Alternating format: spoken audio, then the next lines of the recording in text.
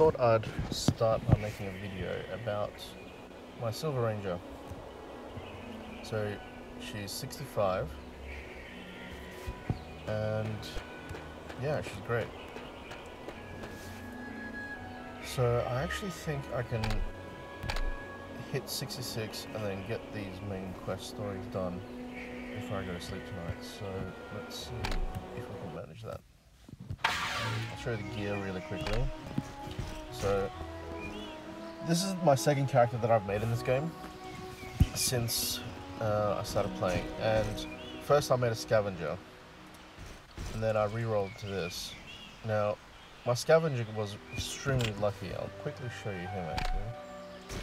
My Scavenger was extremely lucky in that with combines and the daily chests that you open up, I actually managed to get 3 rares on her. So as you can see, got the Regios, helm, chest, and gloves. So yeah, this character, Scavengers are pretty fun in PvP.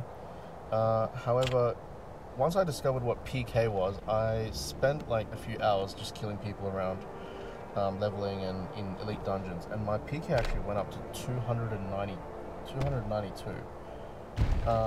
So since then my leveling slowed down, and then I sort of re-rolled into my Silver Ranger, and while I was playing my Silver Ranger, I would hop over, do the daily quests and daily tasks, and also get the item from the clan shop, which, as you all know, or if you don't know, it's the Crucifix of Repentance and also the Cross of Repentance.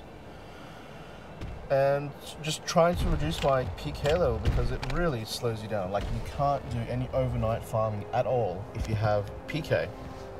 And if you don't know what PK is, it's essentially a mechanic that flags you for PvP, where everyone can essentially attack you whenever they want, regardless of what you select afterwards. So if you select do not attack players, people can still attack you. It's just that when you're automatically running around, you won't attack them back, right? So anyway, the PK was so high that you can't just keep killing monsters over and over to reduce it. So I just stopped playing it and just have been using the the cross and the crucifix to reduce it. So I'm down to 67, so I can almost switch back to playing her full-time sort of thing. I don't know if I will now, because the Silver Ranger is actually extremely fun to play, and I think it's just a stronger class altogether.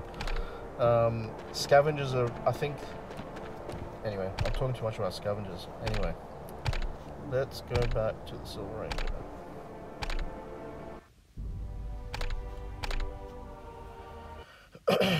Maybe I'll make a video about Scavengers after this. And this is by no means like a comprehensive video, it's just me screwing around trying to hit level 66.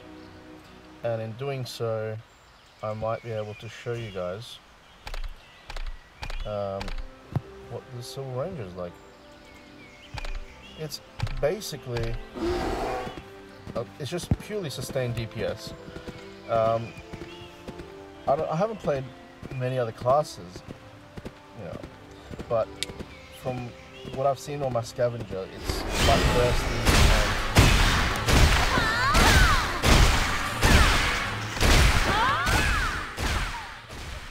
quite bursty and you don't get much sustain because you have to wait for your combo to finish.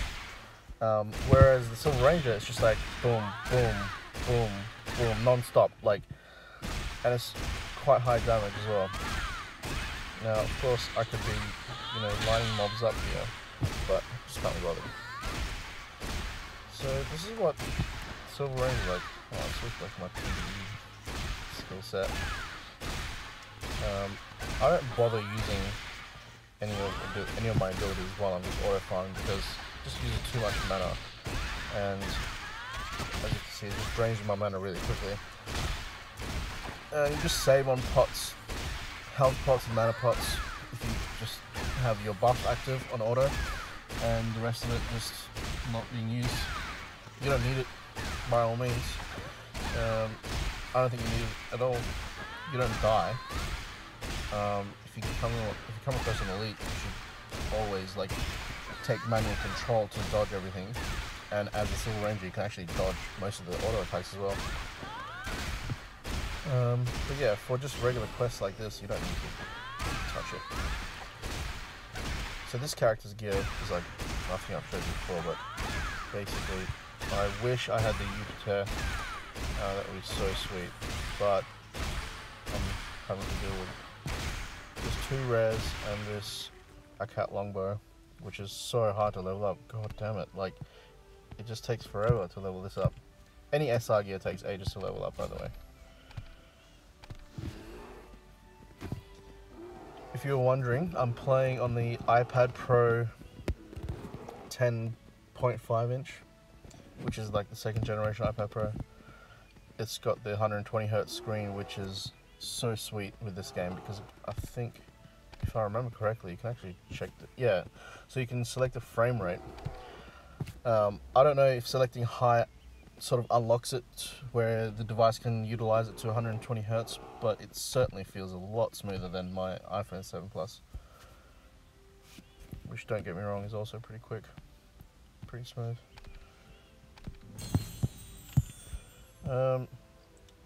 I am now realizing that this video is actually quite pointless, and it's not going to be very enjoyable to watch for you guys, because all I'm doing is just talking and my character is just auto questing. So doesn't help that this weekly quest is one of those ones where you just have to fucking wait the entire time. What else can I say about the Silver Ranger? I think it's definitely one of the strongest DPS classes in the game. I think the strongest would be Blade Dancer, purely because of their buffs, especially the physical attack. This one, I think most Blade Dancers run with this, you know, as one of their 3 spells in their PvE sort of loadout. And I don't know if they use the other one as well. Maybe you know, this class would be amazing in overnight sort of AFK farming, because you could just run it with like, just turn off any other spells and just run with these 2 buffs on auto. And I think that if it's the same as the Silver Ranger, you know, you can actually. Sorry, I'm getting sidetracked. Yeah, so the buff lasts for 30 seconds, and the cooldown is like 40 seconds. So you're always buffed up almost. You know, there's 10 seconds of downtime, and if you jump into Elven Ruins, right?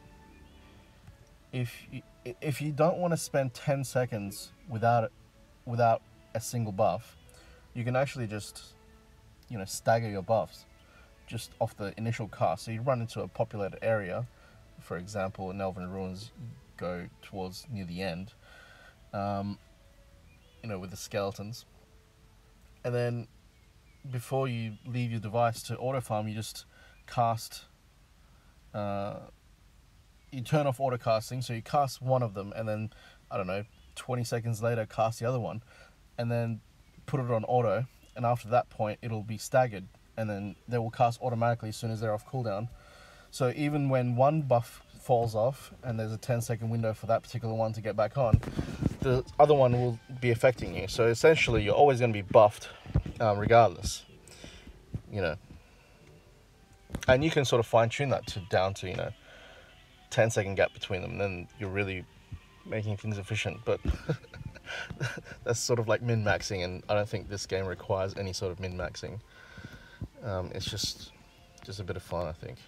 I don't know how serious this game's going to get as I level up, but so far it's pretty casual.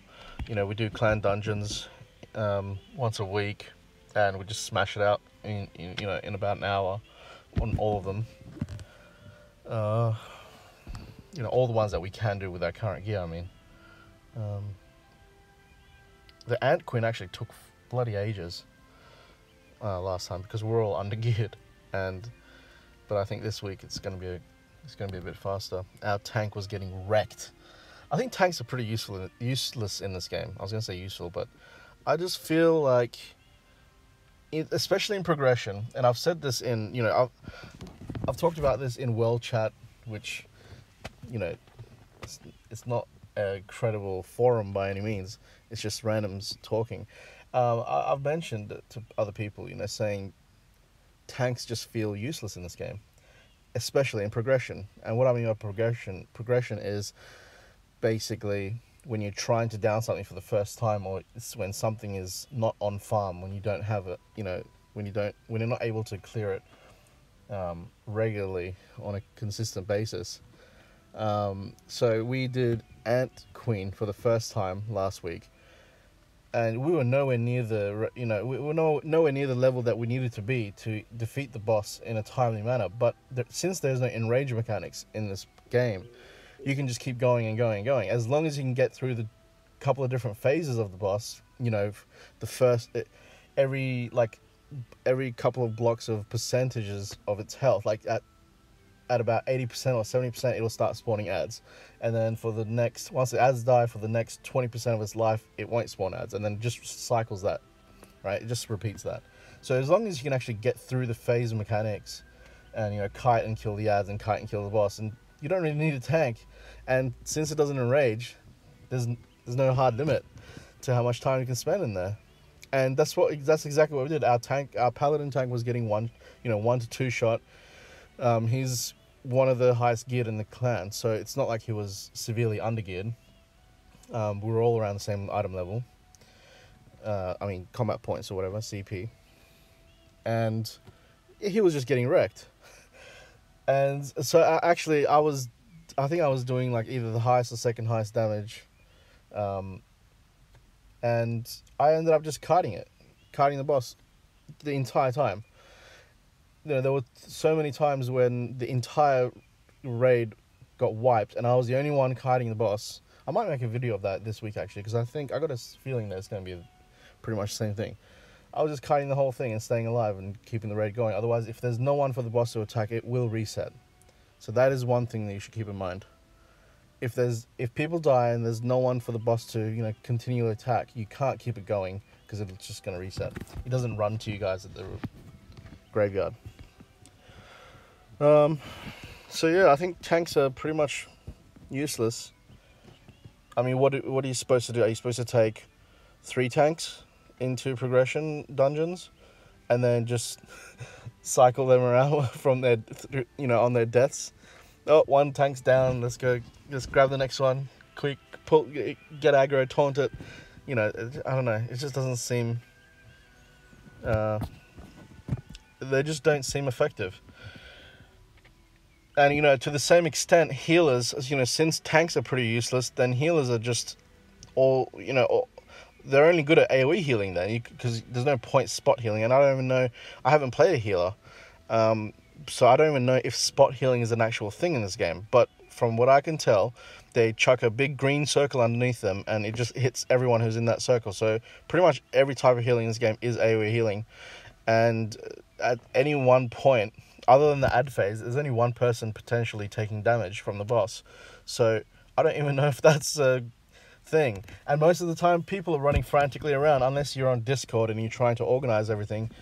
But the thing is, you can't organize everything because everything is sort of up to the whims of the AI of the mobs and your own character. Because even though you're in a dungeon with your guild, you're going to be auto-attacking. You have to have it on auto-attack. Otherwise, you're going to have a lot of downtime in your DPS. So what it comes down to is your sort of movements and like little interactions that you do while you're auto-attacking. So you might, like for example, you chuck it on auto-attack, you hit and then you just move like this. It's pretty self-explanatory, but most people don't realize.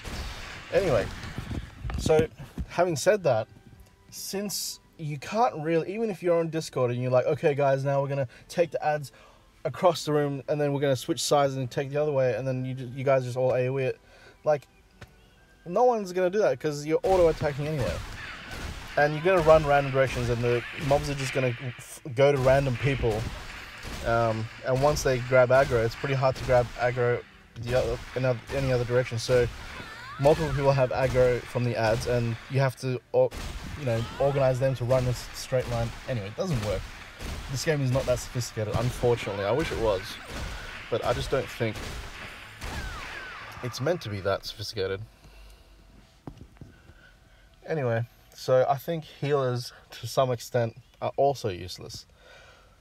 I think it's just, having said that, I don't think there's a raid size limit in this game. So I think as many people as there are in your clan can join up. So 30 people can join your clan dungeon, let's say, if they're all like geared and ready to jump in there.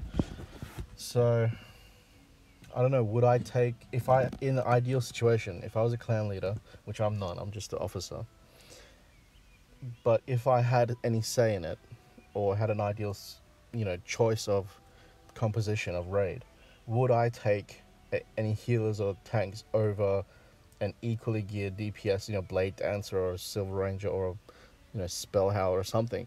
I probably wouldn't. Maybe like one tank.